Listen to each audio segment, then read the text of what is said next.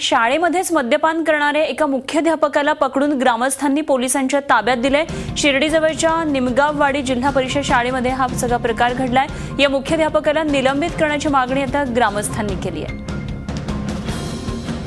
शिर्डीजवळून ही एक महत्त्वाची बातमी येते। शिर्डीजवळच्या एका गावामध्ये एका शाळेमध्ये मद्यपान करणारे एका मुख्याध्यापकाला पकडून ग्रामस्थांनी ताब्यात दिलेले आहे। निमगाववाडी असे या गावाचं नाव आहे आणि जिल्हा परिषदेची शाळा होती। या शाळेमध्येच हा सगळा प्रकार घडलेला आहे आणि हा कोणी साधा सुद्धा शिक्षक नव्हे तर शाळेचे मुख्याध्यापक आणि त्यांनी मद्यधुंद अवस्थेमध्ये अशा प्रकारे त्यांना पकडण्यात आलेला आहे। शिर्डीजवळच्या निमगाववाडी जिल्हा परिषद शाळेतला हा प्रकार आहे।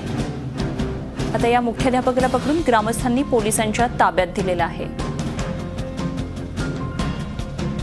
दारुडा मुख्याध्यापक आता पोलिसांच्या ताब्यात आलेला आहे आणि या संदर्भात आणखी सविस्तर माहिती जाणून घेऊया। आमचे प्रतिनिधी प्रशांत शर्मा सध्या आपल्या बरोबर आहेत। प्रशांत, काय नेमका हा सगळा प्रकार घडलाय?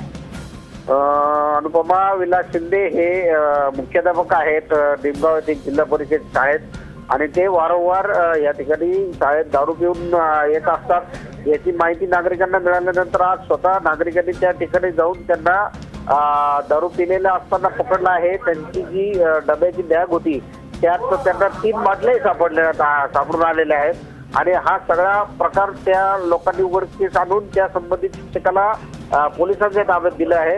आता पोलिसांनी त्याची मेडिकलही केली आहे। तो त्यात दारू पिऊन असलेला आढळून आला आहे। अगदी प्रशांत, धन्यवाद दिलेल्या सगळ्या सविस्तर माहितीविषयी। खरं तर काही दिवसांपूर्वीच हा शासनानं निर्णय घेतलेला आहे की शाळेच्या आवारामध्ये अशा प्रकारचा जर कुठला गैरवर्तन कुठला शिक्षक अथवा कोणी करत असेल तर त्याच्यावर कडक कारवाई करण्यात येईल। मात्र हे सगळे नियम मुख्याध्यापक अशा प्रकारे धाब्यावर बसवतात हेच आपल्याला आता दिसून आलेलं आहे। शिर्डीमधली ही महत्त्वाची घटना, शिर्डीजवळच्या निमगाव जवळच्या एका जिल्हा परिषदेच्या शाळेमधली ही घटना।